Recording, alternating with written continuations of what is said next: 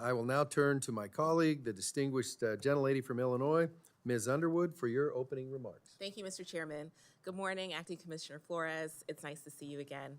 I would like to note that you've taken this position as a career official. You're not serving in a political capacity, so we appreciate your service and thank you for being here today.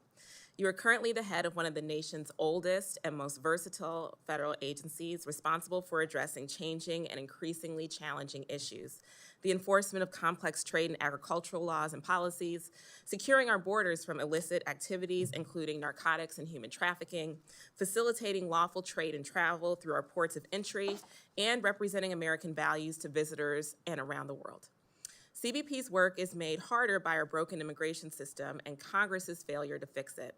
Since January 20th, you've also been at the mercy of fast-paced and chaotic directives from the administration to meet unfeasible goals that are putting enormous strain on CBP's resources and operational abilities. The constant whiplash on tariffs and new policies that are deterring international tourism are already impacting CBP, threatening our economic security and the financial stability of your agency. On top of that, the Secretary is commandeering resources for a politicized security theater that has already put DHS investigations and officers at risk. The President is dangerously downgrading our relationship with Canada, one of our most important allies and a critical partner on trade and northern border security. And our Vice President is joking about detaining tourists who come here to enjoy the 2026 World Cup. The Department of Commerce's International Trade Administration reports that international visitors to the United States already fell 12% compared to this same time last year, and airlines are reporting that bookings for the summer are also looking lower. In addition to hurting the American economy, threats to tourism and trade impact CBP's daily operations because as international air passengers decline, so do your fee collections associated with that travel. The U.S. is now on track to lose over $12 billion in international travel spending this year, which would likely increase CBP's budget needs for fiscal year 2020 savings from other parts of DHS. I know your agency is already monitoring this decline and previously projected growth, but I ask you to keep us informed about how this may change in this fiscal year and the next to ensure CBP has the resources it needs. One of the resources we have invested in over the years has been the deployment of non-intrusive inspection technologies that are vital in the detection of deadly narcotics and cross-border traffic. There is much more to be done to stem the flow of these deadly narcotics across our borders, and continued investment in both personnel and technology at the ports is critical to keeping our communities safe. I am committed to improving our security at and between the ports of entry and facilitating trade and travel. But I'm also committed to doing so in a way that is consistent with our values as Americans, our founding constitutional principles, and our responsibility to those in our care, including the most vulnerable individuals that CBP encounters, as well as the physical and emotional wellness of the CBP workforce. In 2023, CBP launched a pilot in El Paso, Texas, focused on addressing the concerning rise in deaths by suicide of CBP personnel and providing services to improve the wellness of the CBP workforce. This program is saving lives. Reinvesting in CBP personnel and their families pays off. I was glad to see that the pilot has since expanded and encourage you to grow and expand the program. This type of investment only improves operational readiness, performance, retention, and recruitment. That's important because hiring at CBP continues to be a challenge, especially for Border Patrol agents. While the Secretary touts a surge in recruitment, that does not translate into actual positions onboarding. CBP is also facing a major issue with its CBP officer workforce due to the anticipated wave of retirements that will leave a major gap in our capacity if we don't continue to plan and invest in hiring them now. I hope to hear more from you about your plans for addressing these issues and how Congress, and specifically this committee, can help on that front. Thank you again for being here today, and I look forward to your testimony and answers to your questions, or answers to our questions. I yield back. Thank you, ma'am. Mr. Commissioner, when your staff has briefed you, by the way, is there any reason they're all frowning right now? And it's kind of early for the, anyhow, if they brief you, I traditionally do not do an opening statement. That's because, frankly, nobody's really asked me to do one. And so I'm not going to do one today. which means we're going to go right to you and your opening statement. Without objection, your full written testimony will be entered into the record. And with that in mind, we would ask you to summarize to the extent you can your opening statement to 5 minutes. Mr. Acting Commissioner, the floor is yours.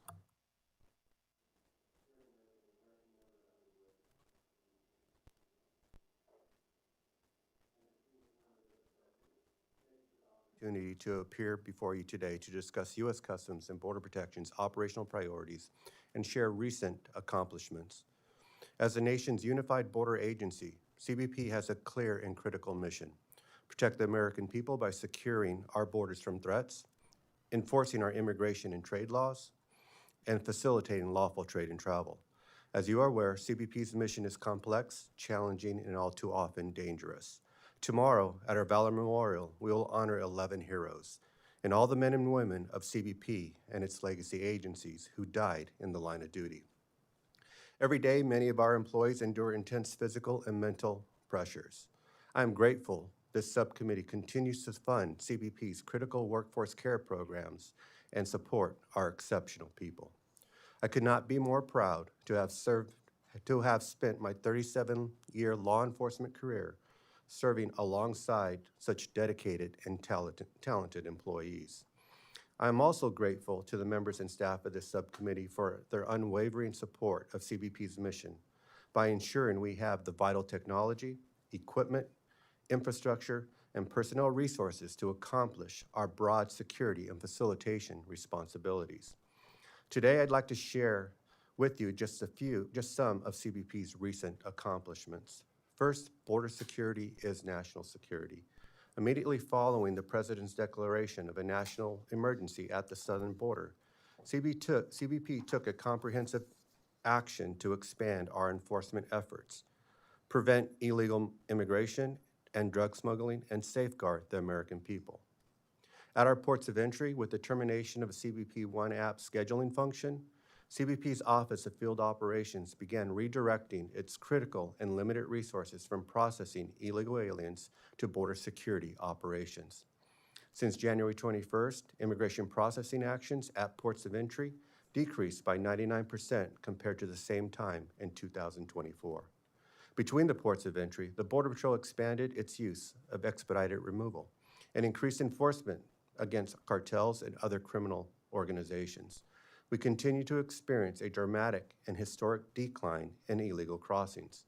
In March, the Border Patrol encountered just under 7,200 illegal aliens along the southwest border, a nearly 95% decrease from March of 2024.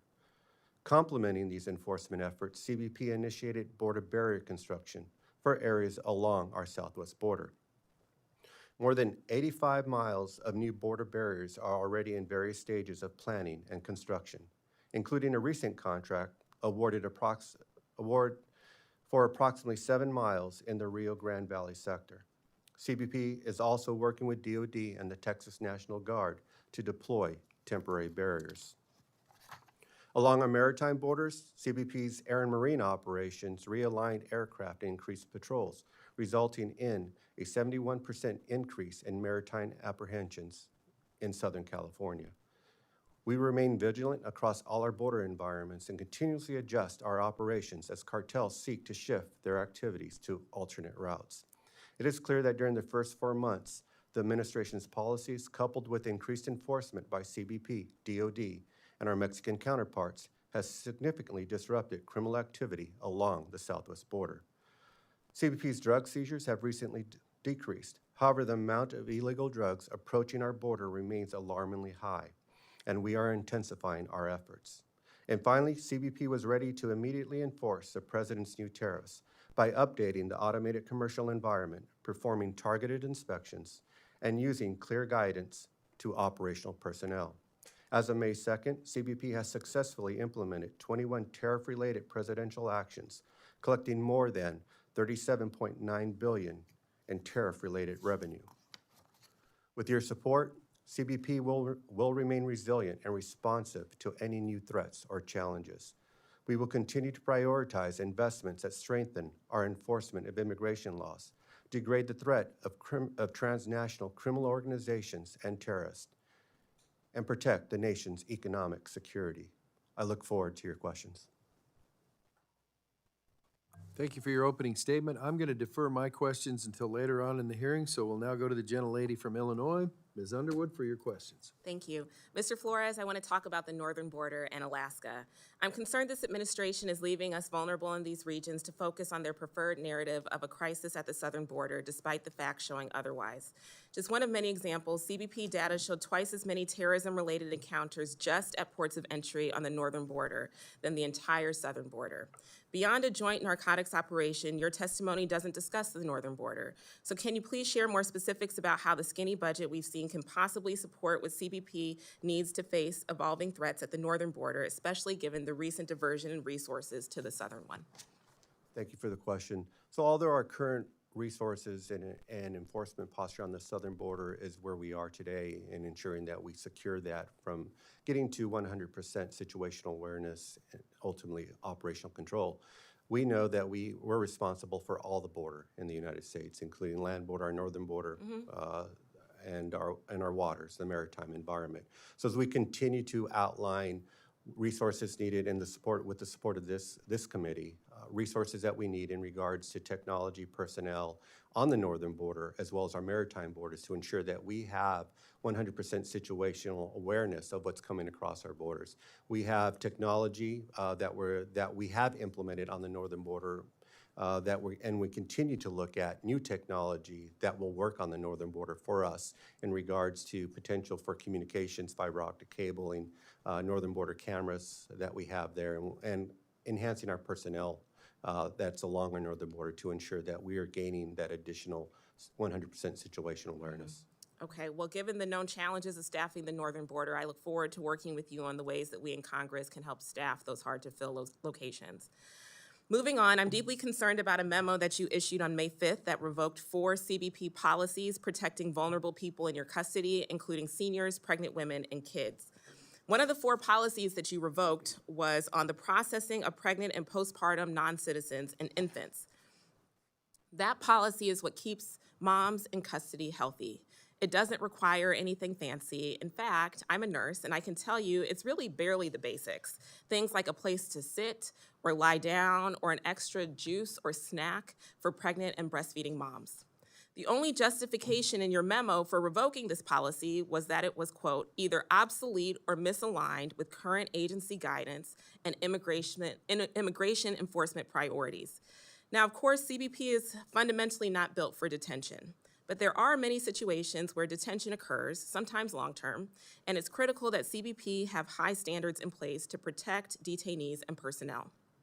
So tell me, what specifically about juice and seating for detained, pregnant, and breastfeeding moms is obsolete or misaligned with your current guidance and priorities? Congressman, thank you for the question.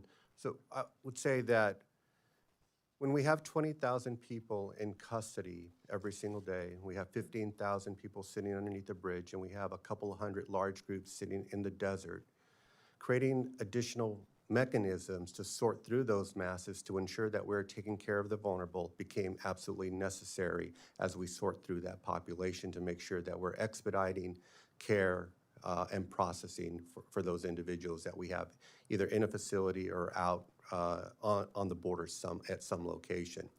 Today's numbers, we look at our custody numbers today, we have anywhere from 500 to 800 individuals in custody. We're seeing less than 300 a day come across our borders. So with those numbers, we can operationalize and ensure that we're not minimizing the care that we're taking care of those individuals in our custody.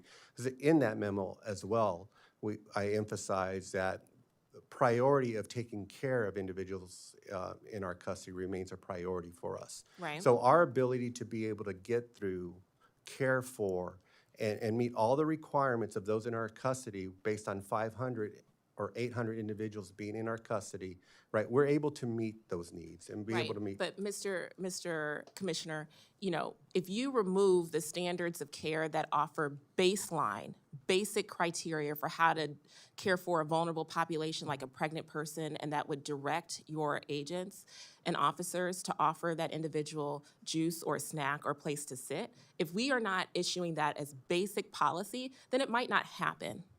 And so I appreciate that encounters are down. And that is a fantastic thing. That is something that this committee celebrates, in fact. But you, as you reaffirmed, you do have a baseline standard for caring for people in your custody. And so what I'm going to ask is that you commit to immediately reinstating this policy or a new one that reflects the current dynamic with lower levels of encounters that would have higher standards for pregnant and postpartum moms. Will you commit to that? So I definitely take that back, Congresswoman, as we look through this. So what I would tell you is that when we do have 20,000 people in custody, it was difficult to find space to allow that to occur. So we had to prioritize that in order to allow that to occur, to find a place to sit, to get juice or snacks. And we're still doing the same thing. It's just we do not have the space limitations today in our facilities to find a place to allow someone to sit or to have juice or to have those snacks. Mr. Chairman, I think that this committee would be willing to find the resources to properly care for pregnant moms, postpartum moms, kids, elders that are in CBP's care. And I'm going to continue to impress upon the agency the urgency of reinstating this type of policy. It's not optional. And I yield back. Thank you. We now go to the gentlelady from Iowa, which represents the home of the river buoy tender Waiaconda. That is right, Mr. For your questions for the acting commissioner, the floor is yours. Yes, and thank you for hearing me out during our Coast Guard hearing yesterday about our need for a new cutter on the Mississippi River. I understand you do a lot of great work with U.S. Coast Guard, and you talked about some of the interdictions already. So I just want to extend my sincere gratitude to you and the men and women at CBP for all of the work you do to not only care for those individuals, as was just discussed in the last line of questioning, but to really keep our country safe, to stand up to those terrorists, those transnational crime organizations, the traffickers who are taking advantage of those very people every single day. So thank you for what you're doing to help keep them and all of us safe. We know under the Biden administration, every state became a border state, even states like Iowa. We saw those consequences firsthand through fentanyl. We saw those consequences through illegal drugs flooding into our communities, putting American lives, Iowa lives at risk. So I'm grateful to the president for taking that action on day one. I mean, you talked about a 95% decrease year over year. That is incredible to see those numbers shift in the other way. And we know you need the necessary tools, the authorities to be able to execute and do that job. We didn't need new policy, we needed a new president. And we consistently heard from Border Patrol under the previous administration, you felt your hands were tied. Agents were telling me they didn't feel that they could do their jobs effectively, specifically the jobs that they were trained to do. So I'm excited to see a return to core mission here, so thank you for helping to lead that. President Trump's policies, reinstating Remain in Mexico, changing over the CBP One app to make it the CBP Home app, resuming border wall construction, as you talked about, the barrier construction as well. Those are all established and proven tools to really help us to deter illegal immigration and, again, empower our frontline agents to be able to do their jobs. So which of the Biden-era policy reversals would you say have been most effective in having the greatest impact on enforcement, deterrence, and the safety and morale of your agents and officers? So I would say actually enforcing our immigration laws and providing consequences to those that break that law. So our ability to get out of processing, caretaking, transportation, a lot of those administrative or non-LEO type enforcements that we had agents and officers doing on a regular and reoccurring basis, we're able now to get them to do law enforcement type work, to patrol the border, to create deterrence, to make those arrests, have time to interview aliens that we're encountering on, and develop further information and intelligence in order to continue prosecutions and to continue down the road in regards to closing off aspects of the border that were open. The other piece I think that significantly helped us is the inject of equipment, personnel from DOD, being able to have more line of sight, being able to have more technology, to have more coverage on the border, allowing our agents to be able to respond and intercept and actually arrest those individuals crossing our border. So we've seen— You're talking like automated surveillance, Right. towers, Absolutely. cameras. So our automated autonomous surveillance towers, and that type of technology that we're using across the board today.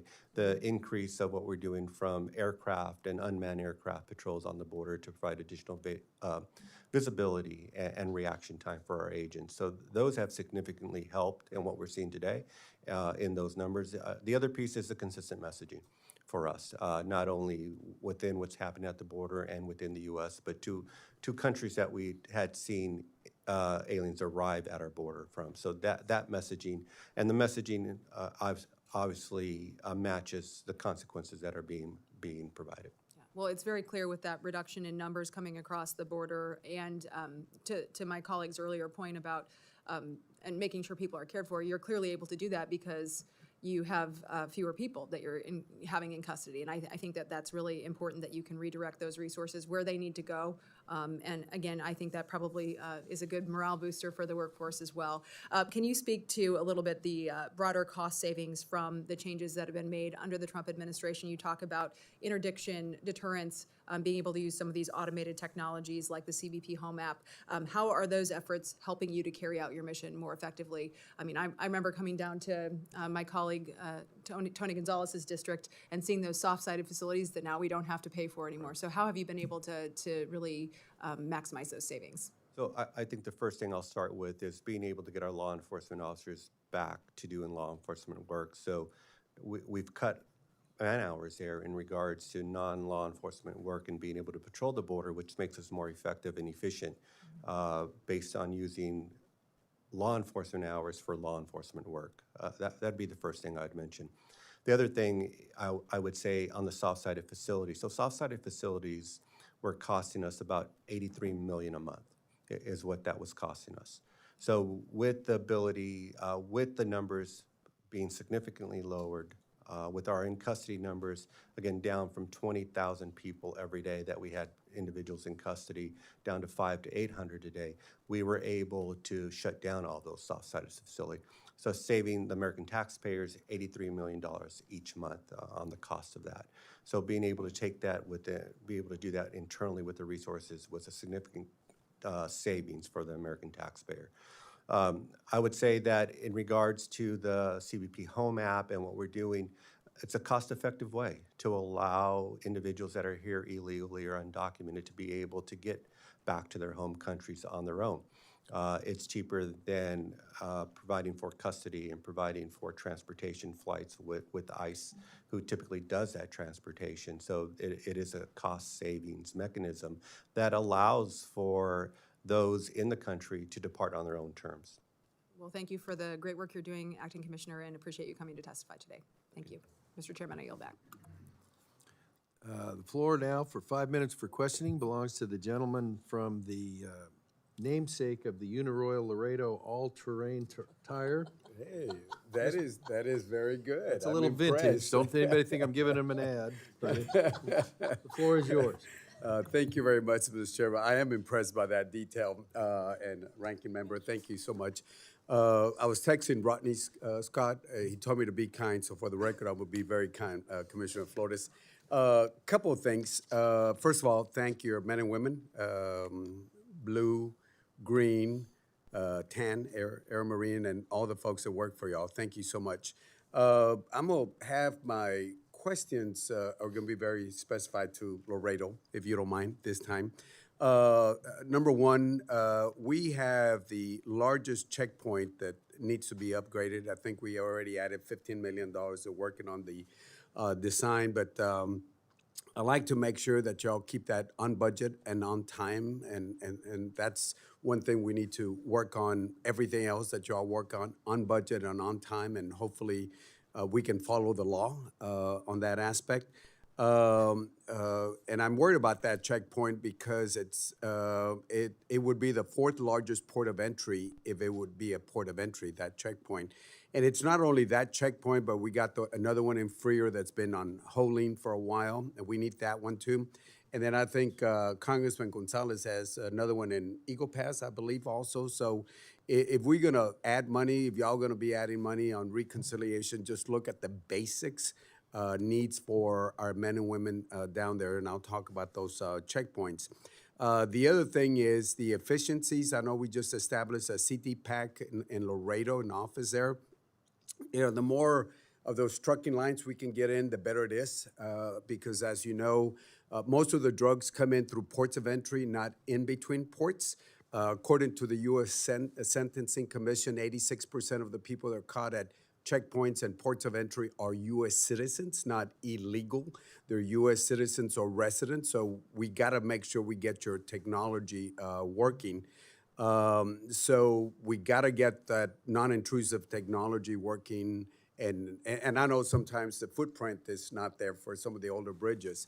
But there are some new expansions coming in. The World Trade Bridge in Laredo, which is the largest port in the whole country, bigger than LA, and et cetera, et cetera. We only have 8 lanes, but we got the presidential permit where we go from 8 to 18 lanes. So from 18,000 trailers a day, you can imagine what's going to happen. That gives a lot of opportunities for the bad guys to use those trailers.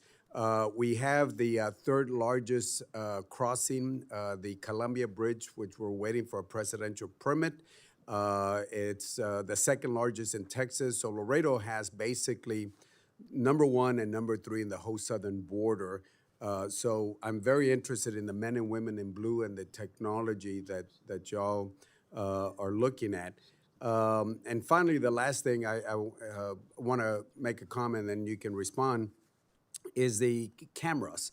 As you know, FAA, somebody came up with a bright idea to put it all together, and the FAA was handling the maintenance. It's like asking Border Patrol to go on air traffics, and I think hopefully that was changed now. But in my area, 1/3 of the cameras are working. 2/3 are not working, unless if those numbers have changed. But to say 1/3 of the cameras are not working, I know we're waiting for upgrades, that's not good for border security. Last point has to do with contracting. You mentioned that, the tents, and those tents, I know some were coming from Rome, New York, and other places. But a lot of it, when the numbers went down, I don't know what the right term is, y'all had this warm status. Y'all should have gotten rid of that, because we're paying millions and millions and millions of taxpayers' dollars. And y'all just got to do a better job at contracting and getting a better deal. And then just letting those, whatever it is, warm status going in. To that. And talking about warm, let me go to warm. Farm, there's a big detention center in Laredo, $280 million. I call it a woke type of project where for the sewage, y'all want to use warm. Apparently, y'all use it in California. That's fine in California, but the city of Laredo is willing to put sewage lines and work with you. This, I'll call it a woke project. I mean, just that warm thing. The rest is good. The detention center is good, but I would like to have a follow-up on all that. Sure. And I know we don't have enough time, but be happy to sit down with you. And for the record, tell Mr. Scott that I was very kind to you. He was very kind. Congressman, thank you for the question. We'll definitely get back to you. We recognize all those projects. They are on our priority, and obviously as we get through ability to fund many of that, and some have already funded in regards to the Laredo checkpoint. So we're on track with that going forward. And the detention center, what about that warm? So the warm status that we put them in is because of the unpredictability that we had during the surges that we were seeing from illegal crossing. So we wanted to make sure that we were not going to be out of capacity, since with the new administration and the numbers that we saw consistently being down, we went through the process as soon as we could in order to scale down. And every one of those soft-sided facilities we no longer operate in. Yeah. Well, this is a heart facility.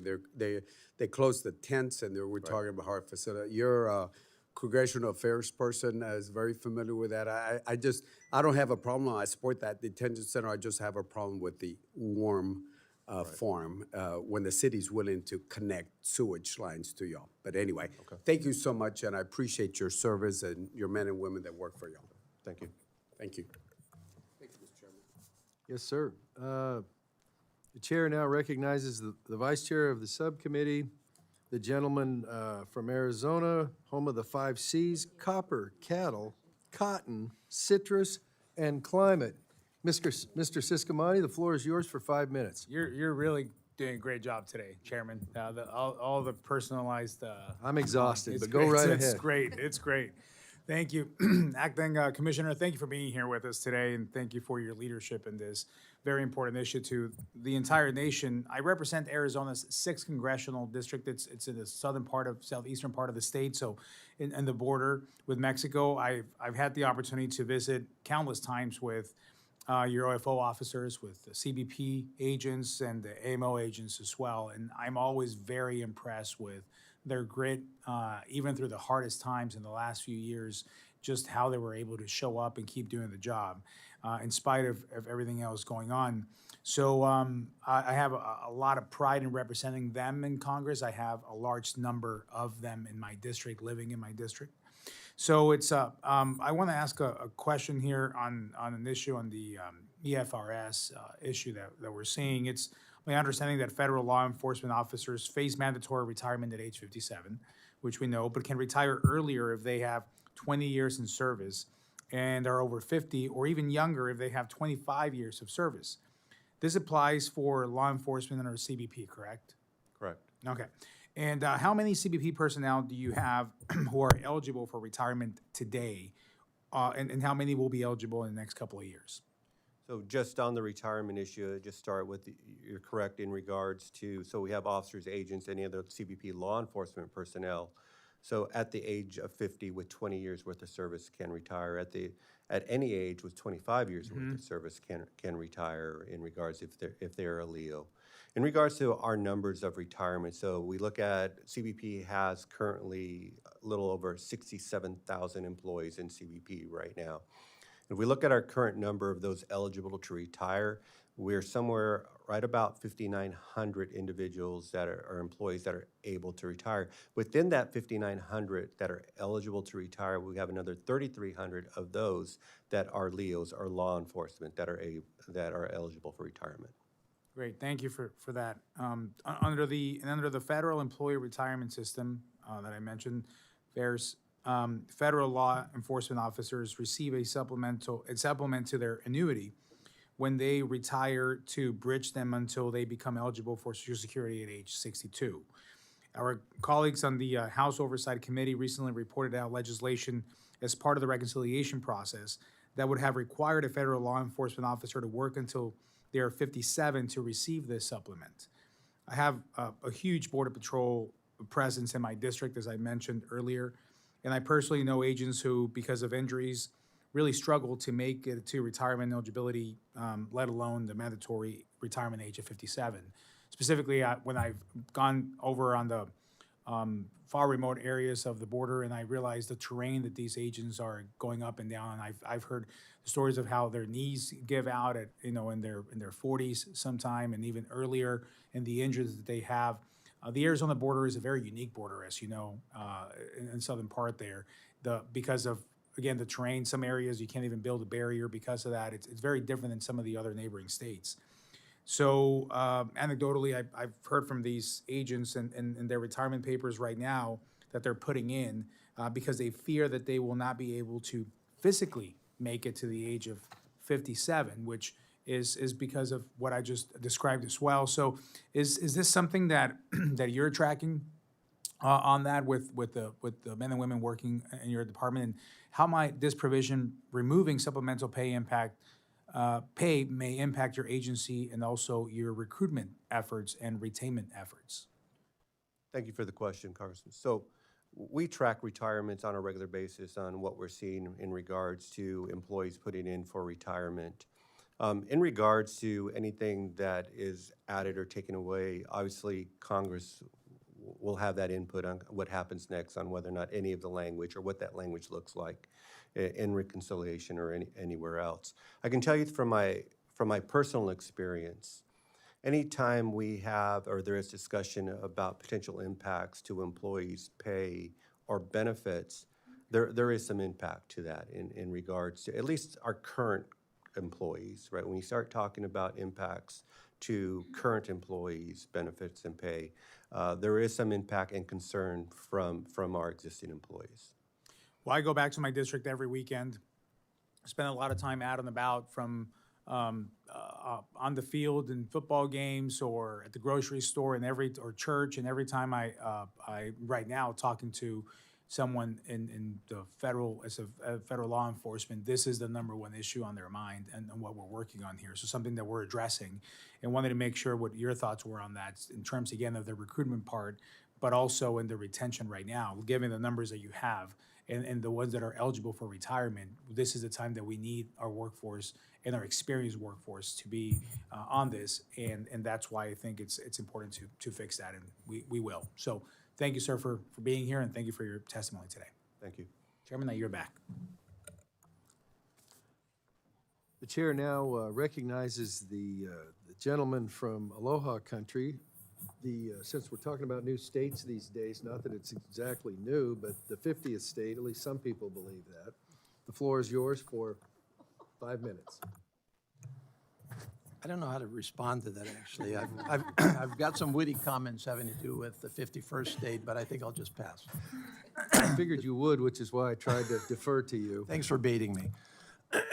Mr. Flores, first of all, thanks for your service. I think I counted 37 years or so. So you've been on the front line for a long time. Appreciate your stepping into this role. What I want to do is follow up on a line of questioning that I had with the secretary when she testified about the cost benefit of a border wall. And let me give you some context. First of all, I've been to the border 3 times myself. I've talked with many of your officers on the ground.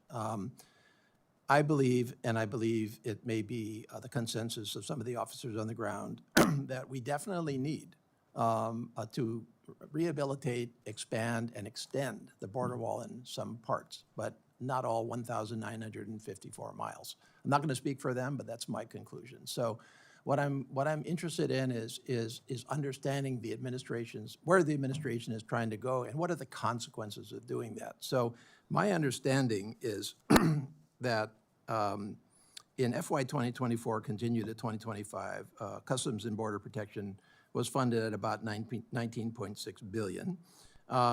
The skinny budget doesn't specifically call out CBP, but it's a level funded budget, and I don't think that there is an assumption of an increase for CBP in the skinny budget. But reconciliation clearly front loads CBP to the tune of about $64.9 billion, which is 3 times more than the annual funding, of which $46.5 billion is to build the border wall. So that means that of the entire reconciliation budget, 71.6% is allocated to a border wall in the CBP, which is twice the annual budget of all of CBP, $0.8 billion to border surveillance, which I think we would all agree is also an important part of actually securing our border. My question to Secretary Noem was this. That's a heck of a lot of money to put into a border wall. And if we've seen such a drastic decrease in entries into this country, which is good news, by the way, congratulations to everybody that pulled that off. But if we've got this under control from a non-1954 mile border wall, then why are we investing that much in a border wall? And so the subsidiary part of the question is, does that $46.5 billion assume, what's the assumption under that? How much wall does that buy, $46.5 billion? So Congressman, thank you for the question. So within CBP, in our evaluation, we've recognized needs in regards to expanding border walls, not just the border wall system. So infrastructure is one thing. When you talk about infrastructure, an actual physical infrastructure, a wall, and you can talk about border roads and access roads, which become equally as important. But the border wall system also includes technology. So that means we're talking about fiber optic cable, we're talking about sensors, we're talking about cameras, autonomous cameras, and that all combining together and to systemize just a border wall system in what we're doing. So what we have planned for in regards to needs that we have, So based on support from the committee, operationalizing what some of those needs are in regards to border wall, border barrier, both primary wall and secondary wall, Okay. but it includes the technology as well. All right, cool. And I'm fine with all of your technology, and I'm fine with all of that, border roads, and I'm fine with everything else in terms of, taking care of our agents. But I guess my specific question is, what's the assumption as to a physical barrier, an extension of that barrier? Because $46.5 billion is a lot of money to spend when, the administration says that it has solved the problem already. So my question is, from a cost-benefit perspective, what assumption are we making with the border wall in that 46.5? The wall itself. So the wall itself, we recognize the operational need and the funding in order to build, and we don't have the funding for that. We've used our current funding in order to build the current wall that we have either in some type of planning or construction phases. I don't mean to, I'm really trying to get to, how much wall did you put in to your projections of 46.5 billion? What is the assumption there? Is that the entire border? Is it half the border? So it will not include the entirety of the border. So we have a little less than 2,000 miles along the border. So we recognize that there are areas, geographic areas and terrain out there where a border wall does not make sense for us. Do you So know how many of those miles you are assuming in that 46.5 billion number? So in regards to primary border barrier, I can tell you that our operational need of what we've identified from a primary border barrier, we're about 700 miles of primary border Okay, so barrier. that's the assumption in the 46.5 billion. You're That's gonna what we build have in some- our planning so far, operational need. And just quickly, what time frame does that assume? Because what you're doing is you're committing this appropriations committee to funding of that over time, which takes out of the other goals, which is why reconciliation and budgeting is a bad idea. What's the time frame? 10 years? So what we have right now is just a planning stage of what our operational needs are based on whether or not funding is provided. When we get the funding, we will determine what the time frame is there, but we are working to shorten that time frame as much as possible. Okay, thank you. Gentleman yields back. I now recognize the gentleman from the state whose name I guess means friendly in one of the native languages, and obviously the Lone Star State. Mr. Gonzalez, the floor is yours for 5 minutes. Thank you, Chairman, and Pete, great to see you here. You've done a great job as commissioner. Thank you and the men and women that work underneath you, alongside you for everything that you're doing.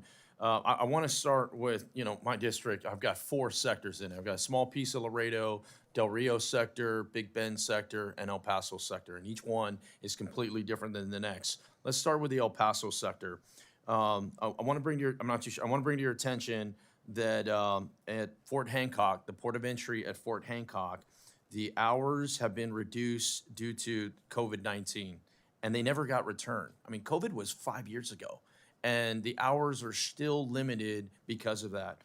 So my question is, are there any plans? And I understand staffing, and you're trying to navigate it all, but it is seriously a safety issue for the residents in Hudspeth County that rely on that port of entry to make their way to Mexico back and forth. Do you have any plans to reevaluate our land port of entries that currently operate under reduced hours, specifically pre-COVID hours? So Congress, thank you for the question. Good to see you again. Absolutely. So we do a continuous evaluation of what our operational tempo is and what our hours are at all our locations that we do, the 328 ports of entry that we have. So we want to make sure from an operation tempo that we're meeting the demand of what's happening at our ports of entry. So we do that evaluation, and we consistently reevaluate whether or not the hours meet the demand and needs on what we have. What we do recognize is that based on limited staffing and resources, that we have to put our staffing to where the need is, and then scale down operations as best as possible in order to ensure that we're taking care of needs across the board, but ensuring that staff is dedicated to primary locations where we're seeing the need for increased staffing. But we do reevaluate consistently on what port hours should be. Sure. I'd ask you to take a look at the Fort Hancock port of entry. Hudspeth County often gets forgotten for a lot of different reasons, and that is an important issue for me. I want to talk about Stone Garden. Stone Garden, I think, is a program that has been very successful. You know, for those of us who voted for the CR last year, we were able to get a variety of different amounts in. I know El Paso County was able to get 3.7 million, but there's a disparity in some of the grant awardees, right? Other parts of my district, Frio County got 165K, LaSalle County got 186K. All grateful, all good stuff. But as you're going through this on the as we're working through the reconciliation process on the Homeland authorization side, we put 450. Hopefully it stays, but we put 450 million in there over a 5-year period. I would just ask that you kind of evaluate, make sure that it's going to some of these areas, because in many cases it's these smaller counties that are still getting hit, and that leads me actually, before I go into that part, I'd also like to hear your thoughts on, a lot of times that's used for overtime, but equipment is one of the basic necessities, communicating. And in many parts of my district, you just cannot communicate with others. What are your thoughts on trying to expand the Stone Garden program to maybe just radios or having some things like that? Just love to get your thoughts on the communication piece to just the problems that along the border. Congress, thanks for the question. Agree from a I'll start with Stone Garden perspective there, that it's an important aspect of what we do with being able to work law enforcement issues with our state and locals in the county. As we know, like some of you, born and raised in a small border town in Calexico, California. So understand the need of how small some of the law enforcement is and the support needed, and the ability to communicate becomes essential. Like in most situations, or regular routine and emergency situations.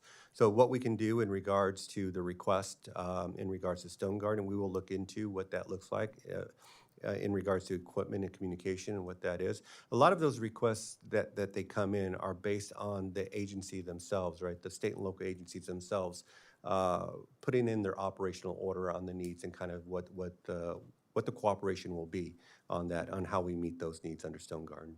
Well, I'd love to continue to work together with you on modernizing the program. We just can't write blank checks and think it's going to solve itself. Like, how do we make sure that those funds our taxpayer dollars are going down to meet the need?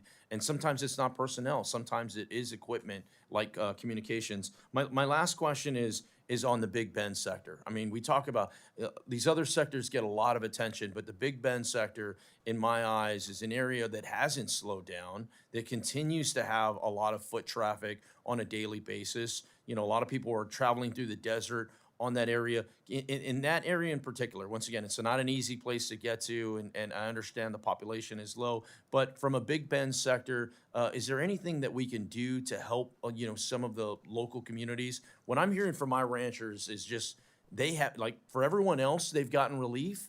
That area continues to be a hotbed. Just in the Big Bend sector in particular, is there anything that we can do to maybe alleviate some of their high foot traffic? Thank you for the questions, Congressman. We continue to look at our high traffic areas and reevaluate that. With the support that we're getting, being able to put agents back to do law enforcement work, the ingestion of technology that we have and refocusing some of that technology with the help of DOD and the technology, the help of DOD personnel on the border to help close off some of those areas are all areas that we're focusing on. So we continue to plan for where we see problem spots or hot areas along the border, and we continue to reevaluate how we're deploying our agents, how we're working with DOD to deploy their personnel, and then what our coverage is in the air in regards to bring visibility to those problem areas. We'll continue to work towards 100% situational awareness, and that's our plan right now, to get to that 100% situational awareness so we can ensure that we know what's coming across the border. And then ultimately, in ensuring that we know what's coming across the border, being able to effect an enforcement action on that. The enforcement and deterrence piece on the consequences seems to have a good deterrence in alleviating some of those hot spots. Right. Well, thank you, Commissioner, for your testimony today. Look forward to continuing to work together. And Chairman, I yield back. Thank you. The gentlelady from high altitude Texas, which we may be the two highest altitude residents of districts in Congress. I don't know about Mr. Newhouse, but he's not here, so he doesn't count today. The floor is yours for 5 minutes. Thank you so much, Mr. Chairman and Madam Ranking Member. Commissioner Flores, thank you for being here and thank you for your service to our country. I am blessed to represent the beautiful community of El Paso, Texas. And I'm a native, born and raised there, raised my children there, and my constituents recognize the importance of our land ports of entry. I think frequently Congress does not. You know, we get a lot of visitors from across the country who parachute in, they visit the border, take their selfies, leave. When I have folks visit the border, I always include our land ports of entry because they are key to our commerce, to our national economy. But what I have heard long before I was in Congress from my neighbors, friends, et cetera, who work for CBP is how understaffed our OFO personnel are. And it's been a chronic issue. It precedes my time in Congress, as I mentioned. And the staffing model, I think, needs to be reconfigured. And we need to think about different things in a new staffing model, including, for example, the El Paso sector, where one land port of entry is probably about 45 minutes away from another land port of entry. And when you're shifting personnel, we've got to take that timing into consideration. I was so proud to have supported the bipartisan infrastructure law, which has funding for a port modernization, the Bridge of the Americas in the central part of my community. And as we increase POV traffic there, I again come back to thinking about staffing. And again, Congress frequently focuses on Border Patrol and the border when it comes to CBP. I would like to hear from you, how do we address our chronic understaffing with OFO? Congresswoman, thank you for the question. So our workload staffing model is something we've developed now over several years, and it's been validated. I think to your point in regards to taking into consideration the time and distance of some of our locations is an important aspect and something that we're trying to ensure that it is incorporated into the workload staffing model. Current workload staffing model for OFO, at least the last numbers I saw, I believe had them 5,000 people short based on current workload that the last time we did the assessment. So it's a validation tool for us on what the workload is. So agree that operationally, like the Border Patrol, Office of Field Operations is also short of the men and women performing the job at the ports of entry. And as you're well aware, in regards to the economics of what happens at a ports of entry in regards to daily travel, commuter travel, commercial trucks coming across the border, right? There's high value in what that is coming across the border. We continue to make process improvements as with your support and the committee support in regards to what additional staffing looks like. We continue to make operational improvements to help alleviate some of the stress of ports of entry in regards to technologies and way forward. Simplified entry was a great example of what we did in regards to being able to expedite traffic. As we look at trusted traveler and trusted trader programs, we have FAST and we have global entry, right? We have Sentry and those type of programs that today account for about 16 million people registered into those type of programs. So trying to expedite crossings across the border as we wait for additional staffing, hopefully, and funding for that to be able to fill some of those spots that we have, both in the passenger environment and in the cargo environment along all our ports of entry in the U.S. Commissioner, would you commit to working with me on assuring that we have enough OFO personnel at our land ports of entry? Will do, yes. Okay, Yes, ma'am. perfect. I'd also like to work with you on Trusted Traveler because that is a high source of complaints from members of my community, including very well-respected members of the business community to, all sorts of folks from all walks of life. That program, when that privilege is revoked, it's like a black box. People can't get answers. So I'd like to work with you on that as well. I'm running out of time. I have one final question that is really important to me. We've seen the administration use members of our active duty military on the U.S.-Mexico border. How much training and how long is the training for Border Patrol, just very quickly, before they engage in border operations? So the academy itself, I believe it's about 6 months. And they get all sorts of really in-depth training. How much training do our active duty military get before they're put on border enforcement? Do you know? So I'd have to leave that up to DOD, but I know based on my experience and over my career, we've had DOD at the border ever since I can remember. Well, in aside regards from the Joint Task Force, I'm talking about the recent operations, Right. where we're literally putting military personnel on the border to act as enforcement personnel. Do you know how much training they get? So we do some cross-training with DOD personnel when they come on board in regards to relationship of what we're doing. And then they obviously, DOD does their own training before. and do you but I know don't, how- I don't know how much training DOD is It's doing. literally only hours, a few hours. And so I need to publicly express again my profound concern and alarm at the administration's decision to use military assets, military installations, and now active duty military for border enforcement. So thank you so much again. Look forward to working with you on Trusted Traveler and on ensuring that we have an adequate number of OFO personnel at our land ports. Thank you, Mr. Chairman. I yield back. The gentleman from the Great River State, which I guess is translated out of the Algonquin language for Mississippi, and also known as the Magnolia State. The floor is yours for 5 minutes. Thank you, Mr. Chairman. Commissioners, thank you for joining us. Thank you for your hard work. Thank you for your leadership. Please tell the men and women who serve under you how much we as Congress appreciate what they do for us each and every day. I want to tell you that the work that CBP has been able to do in the last few months has been amazing. We have seen a dramatic change along the border.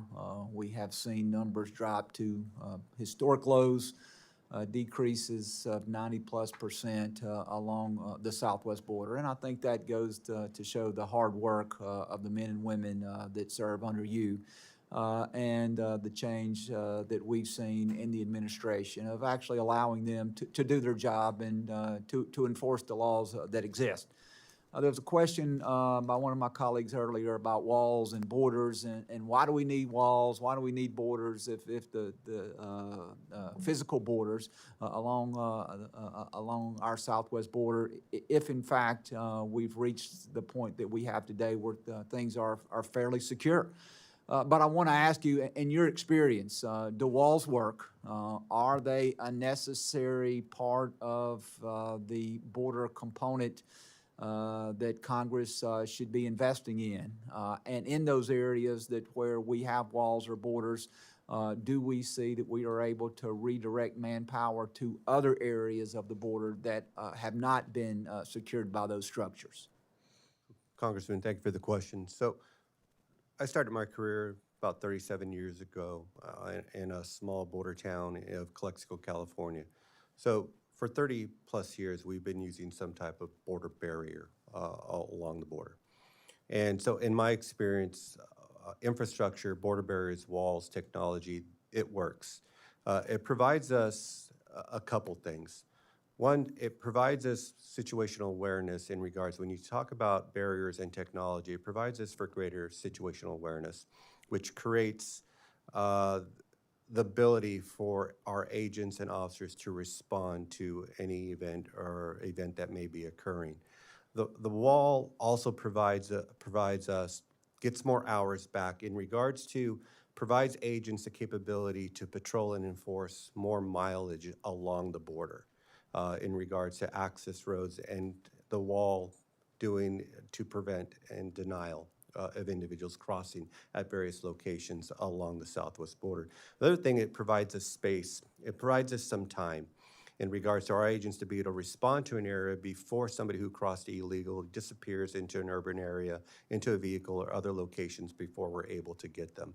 So it provides that ability. So it's a cost-saving measure not only for us, it increases our enforcement and our ability to respond and react and actually encounter individuals that are illegal crossing. The other thing I have personally seen, again, most of my career being on the southwest border, when you create a safer environment based on infrastructure and technology, that allows for border communities to grow and infrastructure to grow, business and developments, housing developments, and all those things seem to flourish in those areas where you have a more secure border.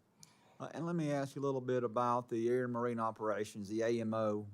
I know that in some instances, our A&O pilots are operating light enforcement platforms, helicopters that in some cases are decades old. They are well maintained, but they're coming to the end of that life cycle. And so I want to ask you how important it is for Congress to begin planning and to begin funding the replacement for these aging airframes.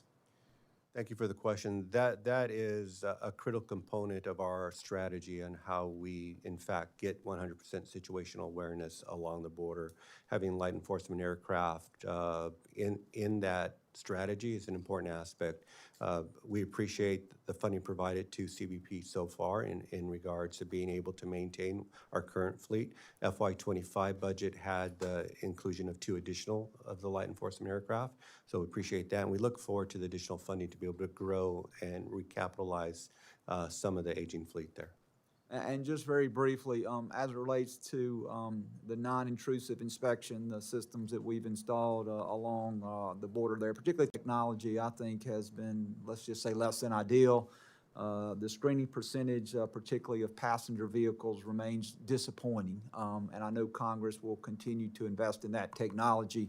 But just want to implore you, as you're serving in this acting position, to do everything that we can to see that these systems are installed, that they're brought online, that the men and women who are operating the systems are trained, so that we can continue to screen more traffic that's coming across the border.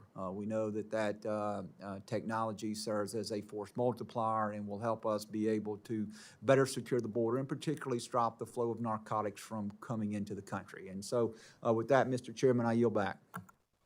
Thank you, sir. Mr. Acting Director, I've got a few questions before we wrap up. How's the home application to leave? State Department gives somebody $1,000. Do we have any preliminary data on how that's working? People signing up for that? What? So we do have some preliminary data that we do have individuals signing up for that in order to take that. That's very specific piece, although we built that application. It's being run by ICE in regards to getting that through and the department in regards to applicants in that process. Okay, so if you could have your folks just kind of get back to us, and it's not a trick question, so I'm just kind of curious. Right. How's that working?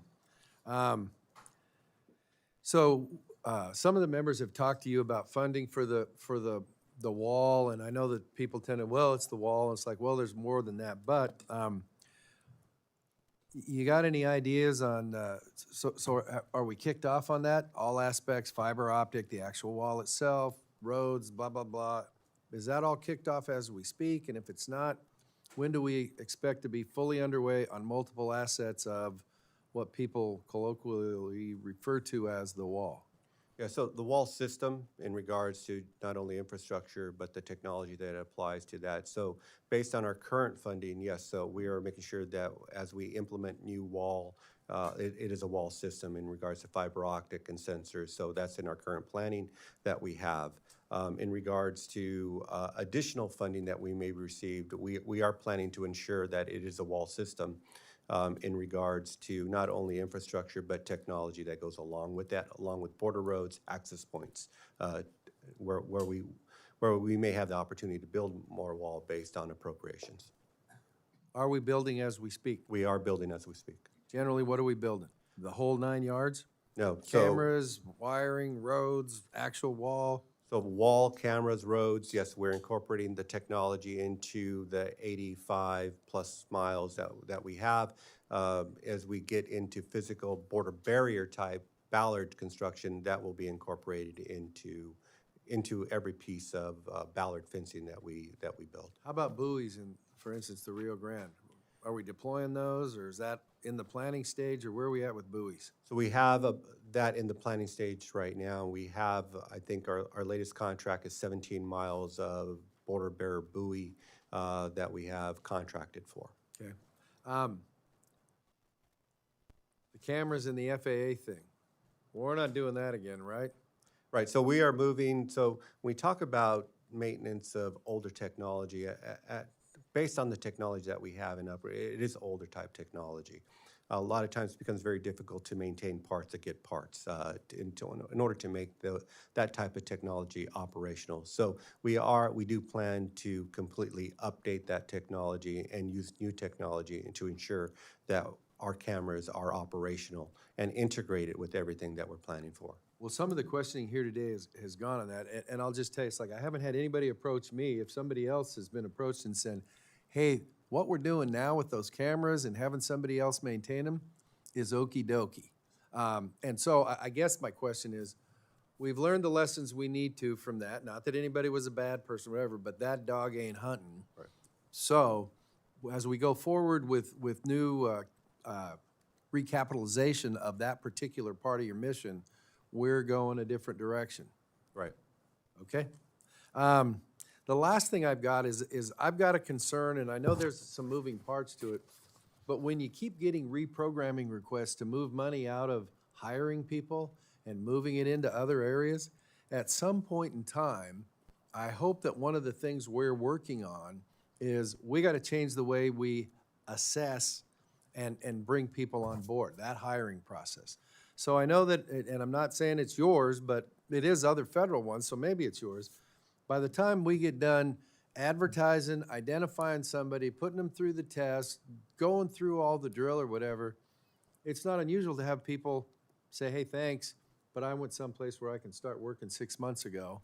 And so my question is, where are we at in basically rethinking how we assess Border Patrol agents, employees, whatever, so that we quit getting reprogramming requests, which basically cannibalize money that we're like, hey, I know you need more people, here's the money, and it's like, well, we can't get them on board fast enough. At some point in time, there's a, it's a credibility thing where you're like, well, we keep putting this money in, but it hasn't been used for that. So it's like, when we give you the money, we want you to bring new people on. Anybody working on a plan for this is how we revamp our whole hiring process? And by the way, I know somebody is, well, we got to go through OMB and their program or whatever. It's like, well, let's triage that. And if we can help you, then good. Are we doing any of that? Hopefully on new cameras, new technology, and oh, by the way, new program to actually bring these folks on? Thank you for the question, and we are. So we've taken a hard look at what our hiring process is. We've taken a look at where the longest poles in the tents are during that hiring process, and we have taken steps to increase what that is in regards to from a human resource side on what we're doing and how we're doing things and when we're doing certain things such as physicals and testing and those type of things on how we can combine different things in order to shorten up that time frame. We're also in regards to recognize that when we have applicants and they start through the process, that assigning somebody, a recruiter or somebody through them to help them through the process, we have a higher percentage of yielding on board rates and shortening that time frame from application to on board. So we're increasing what our ability is for recruitment as we continue to look at what the funding looks like, ensuring that we're having a recruiter attached to applicants that are getting through the process.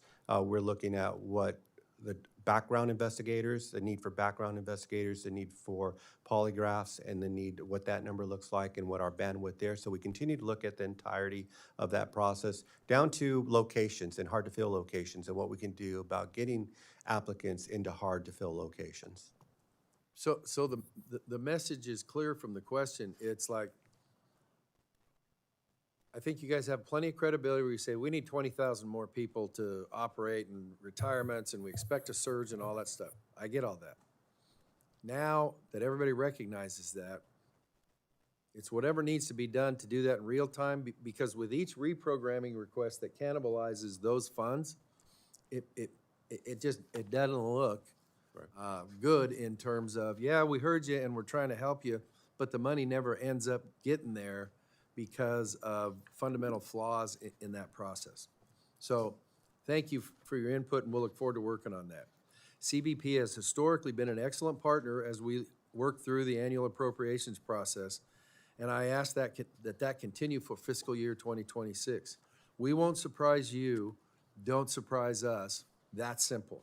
For the get back questions that members of the subcommittee had today, we ask that you respond in 15 business days. I know you're busy, but this process is moving quickly, and so what I don't want to do is have the train leave the station and us make assumptions which are not based on factual information. There may be additional questions members provide in writing, and we ask you to respond to those in a timely manner. I'd like to thank you again for coming. Been an excellent witness, and the subcommittee stands adjourned.